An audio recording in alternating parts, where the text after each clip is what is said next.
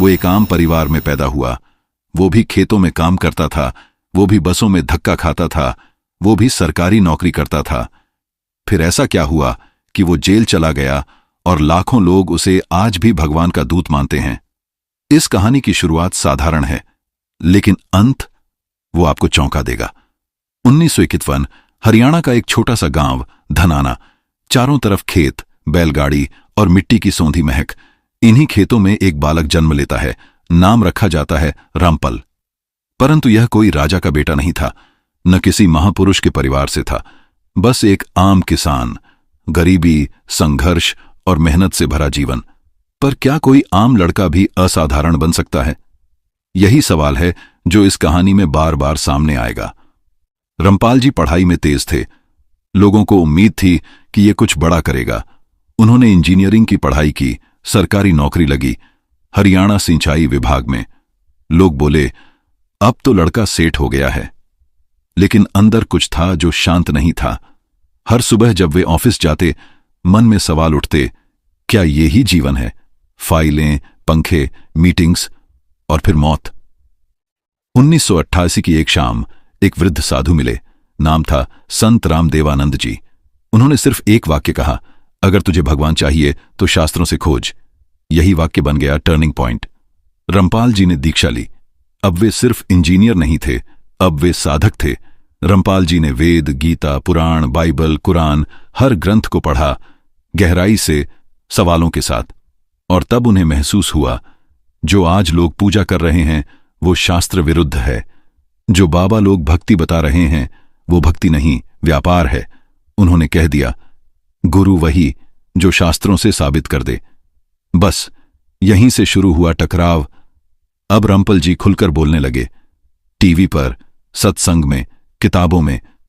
उन्होंने कुछ बड़े बाबाओं और संस्थाओं की पोल खोल दी।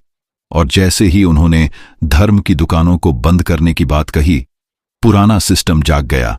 उन पर आरोप लगे, समाज तोड़ रहे हो, धर्म का अपमान कर रहे हो, खुद को भगवान बता रहे हो।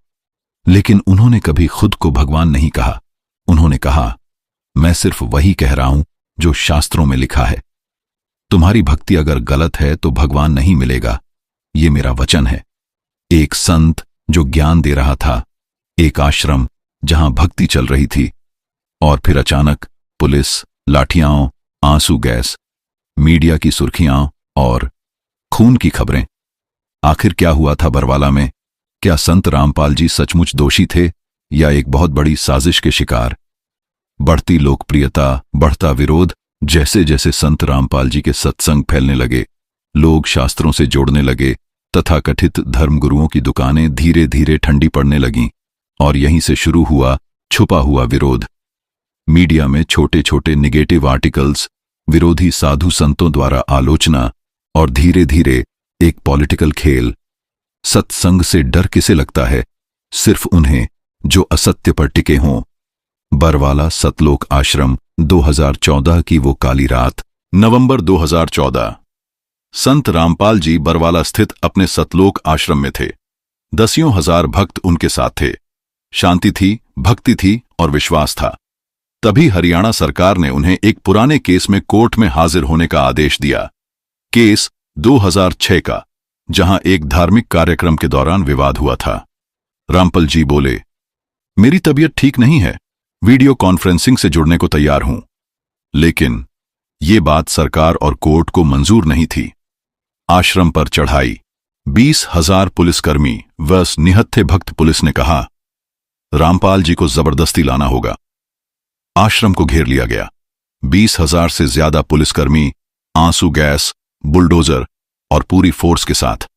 भीतर थे महिलाएं, बुजुर्ग, बच्चे, जो सिर्फ भक्ति कर रहे थे। आश्रम कोई युद्ध का मैदान नहीं था, लेकिन जो हुआ वो किसी धर्म युद्ध से कम नहीं था। मौत की अफवाह और मीडिया ट्रायल अचानक खबर आई। आश्रम में 5 लोगों की मौत हो गई है। मीडिया ने इस खबर को ऐसे उछाला जैसे कोई हॉरर फिल्म चल रही हो।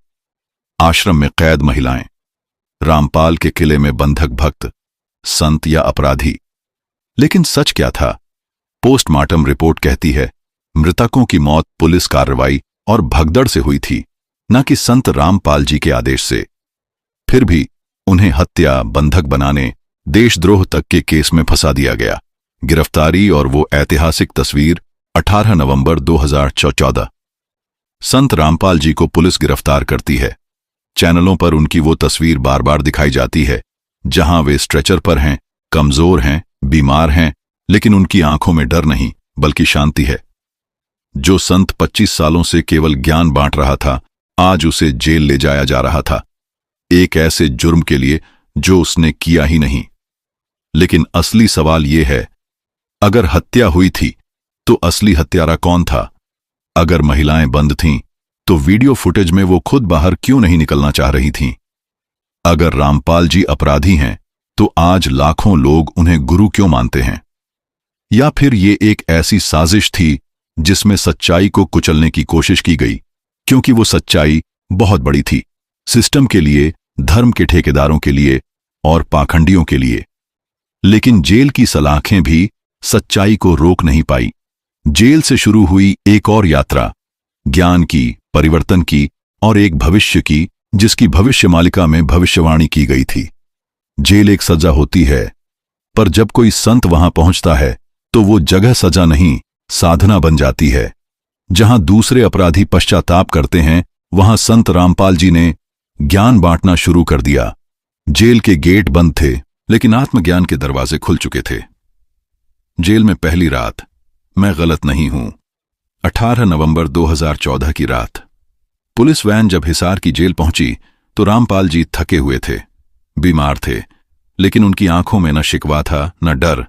पहली रात, जेल के भीतर एक छोटी सी कोठरी, कोई आलीशान गद्दा नहीं, कोई सेवा नहीं, कोई मंच नहीं, लेकिन उन्होंने बस एक बात अपने मन में दोहराई, सत्य की राह कठिन हो सकती है, पर अंत में जीत उसी की होती है। जहां कैदी डरते हैं, वहां उन्होंने शुरू की कक्षा। कई दिनों तक जेल के अधिकारी सोचते रहे, ये संत क्या करेगा, ये तो अब चुप हो जाएगा। लेकिन संत रामपाल जी ने कुछ अलग किया। उन्होंने वहां मौजूद कैदियों से बात करना शुरू किया। उनसे पूछा, तुमने कौन सा अपराध किया? क्या तुम्हें कोई पछतावा है?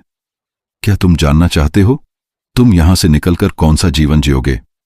धीरे धीरे कुछ कैदी खींचे चले आए और शुरू हुई जेल के भीतर पहली सत्संग सभा।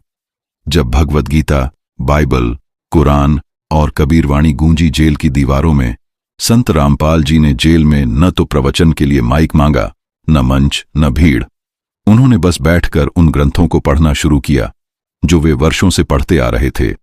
श्रीमद् भगवद गीता, वेद, बाइबल, कुरान और सबसे प्रमुख कबीर साहिब की अमृतवाणी। जहां लोग भगवान को मंदिरों में ढूंढते हैं, उन्होंने उसे जेल की कोठरी में भी खोज लिया। कैदी बनने लगे श्रोता, और कुछ बन गए शिष्य। जो लोग हत्या, चोरी, बलात्कार जैसे अपराधों के लिए जेल में थे, अब वो हर शाम उनकी कोठरी के पास चुपचाप बैठ जाते थे। किसी को ये ज्ञान पसंद आने लगा। किसी ने पहली बार सुना, परमात्मा रूपधारी है, उसका नाम कबीर है, और मोक्ष केवल उस तत्वदर्शी संत से मिलता है जो वेदों और गीता के अनुसार भक्ति बताए। और ऐसा ही एक दिन एक जेल अधिकारी भी उनकी बातों से प्रभावित हुआ। उसने पूछा, महाराज जी, अगर आप निर्दोष हैं तो आप यहां क्यों हैं? संत रामपाल जी ने मुस्कुराकर कहा, जेल मेरी परीक्षा नहीं, यह समाज की परीक्षा है कि वो सत्य को पहचानता है या नहीं। जेल से सत्संग, इंटरनेट तक भले ही संत रामपाल जी जेल में थे, लेकिन उनके सत्संग पहले से रिकॉर्ड थे। उनके अनुयायियों ने सोशल मीडिया, यूट्यूब, फेसबुक और वेबसाइट्स के माध्यम से उनके ज्ञान को दुनिया भर में फैलाना शुरू कर दिया। धीरे धीरे जो लोग उन्हें पहले विवादित संत कहते थे, अब कहते थे, इन्हें तो फंसाया गया है। जो पहले टीवी चैनलों की खबरें मानते थे, अब खुद किताबें पढ़ रहे थे। ज्ञान गंगा, जीने की राह, वे ऑफ लिविंग जैसी किताबें वायरल होने लगीं। एक जेल में बंद संत कैसे हजारों लोगों का जीवन बदल रहा था। एक युवक जो आत्महत्या करना चाहता था, यूट्यूब पर उनका सत्संग देखकर दीक्षा लेता है। एक महिला जो कैंसर से जूझ रही थी, भक्ति शुरू करती है और रिपोर्ट्स में सुधार दिखता है। एक साधारण किसान अब रोज दूसरों को सत भक्ति की ओर मोड़ रहा है। कोई आश्रम नहीं, कोई मंच नहीं, कोई इवेंट नहीं, फिर भी सच्चाई पहुंच रही थी, क्योंकि सच्चाई को कोई जेल नहीं रोक सकती। जेल में ही लिखी गई क्रांति की भूमिका 2014 से लेकर अब तक संत रामपाल जी जेल में हैं। लेकिन क्या वो सचमुच कैदी हैं, या फिर जेल को ही उन्होंने तपोवन बना दिया है? एक ऐसा तपोवन जहां से निकलेगा वो संदेश जो भविष्य मालिका में लिखा गया था। जब संत जेल में होगा तब सतयुग लौटने वाला होगा। 2040 से पहले दुनिया बदलेगी। क्या संत रामपाल जी की भविष्यवाणी सच हो रही है? क्या एक सतयुग क्रांति जन्म ले चुकी है जेल के भीतर? कुछ भविष्यवाणियां किताबों में बंद रहती हैं, कुछ जिंदगी को बदल देती हैं, और कुछ ऐसी होती हैं जो सच होती दिखती हैं, लेकिन दुनिया उन्हें मानने से इनकार करती है जब तक कि बहुत देर न हो जाए।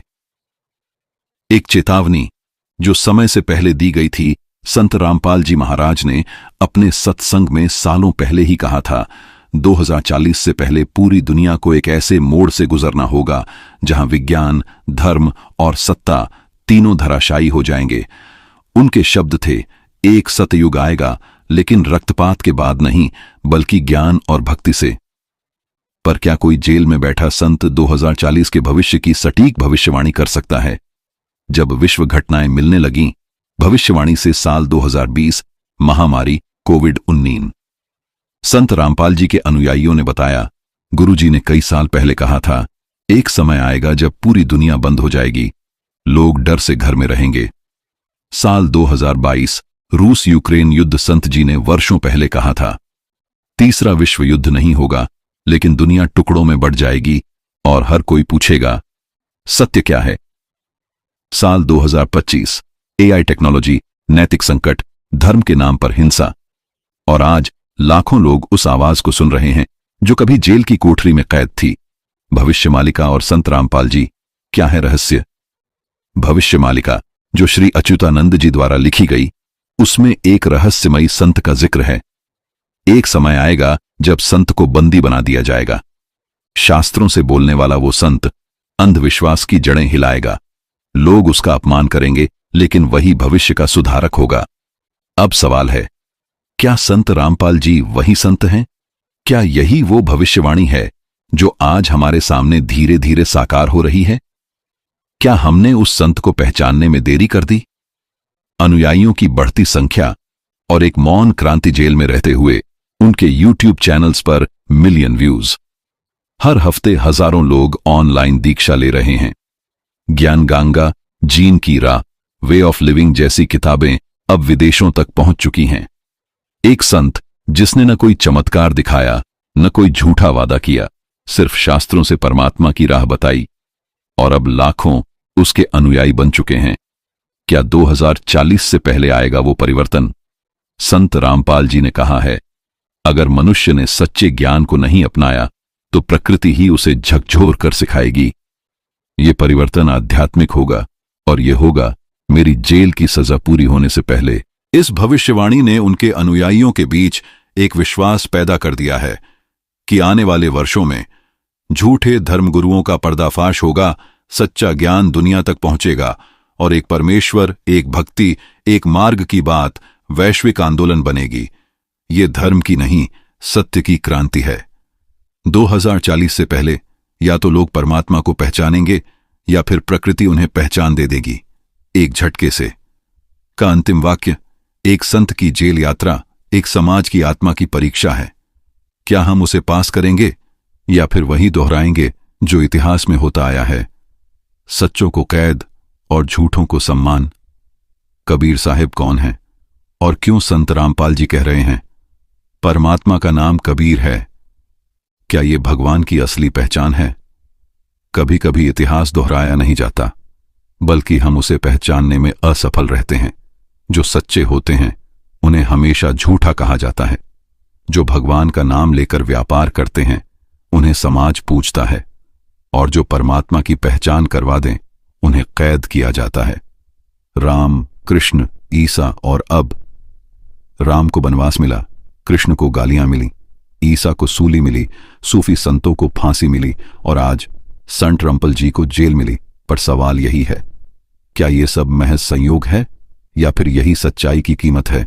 जिसने शास्त्र प्रमाण मांगे वो अपराधी बना दिया गया। एक संत जिसने केवल कहा जो भी भक्ति करो शास्त्र से मिलाकर देखो, जिसने कहा परमात्मा एक है वो कबीर है और वो ही सबका पिता है, जिसने कहा गुरु वही जो शास्त्रों से मार्ग दिखाए और परमेश्वर से मिलवाए। तो फिर ऐसा संत अपराधी कैसे हो गया? सच्चाई को दबाया गया लेकिन मिटाया नहीं जा सका। जेल की दीवारें उसे रोक नहीं सकीं, टीवी की हेडलाइंस उसे छिपा नहीं सकीं और आलोचनाओं की आग उसके ज्ञान को जला नहीं सकी, क्योंकि वो ज्ञान किसी प्रचार से नहीं बल्कि परमात्मा के आदेश से आया था। प्रिय दर्शकों, इस कथा में केवल एक संत की यात्रा नहीं बल्कि यह कहानी है उस समाज की जो सत्य से डरता है और झूठ को पूजता है। अब निर्णय आपके हाथ में है। क्या आप भीड़ की बात मानेंगे या शास्त्रों की बात? क्या आप फिर किसी को सूली देंगे या सच्चाई की आवाज बनेंगे? शायद यही आखिरी मौका है, क्योंकि 2040 से पहले सब बदल सकता है और उस बदलाव में या तो आप जागेंगे या पछताएंगे।